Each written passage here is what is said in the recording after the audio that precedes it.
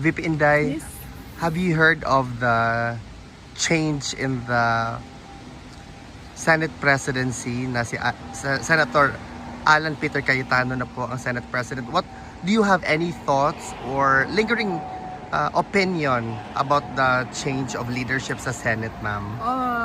Well, wala naman kasi kung ano yung liderato sa loob ng Senado, no, desisyon yon ng mga senators, mga membro ng ating Philippine Senate. So, kung ano yung kalabasan nung kanilang botohan ay desisyon yon ng karamihan ng kanilang mga membro.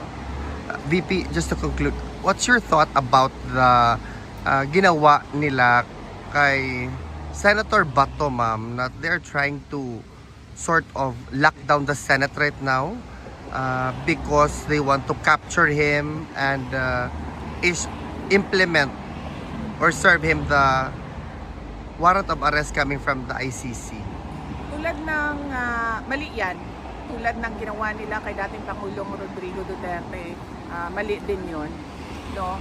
Dahil ang isang warrant of arrest galing sa labas ng Pilipinas, hindi issued by a Philippine court, should be presented in a Philippine court.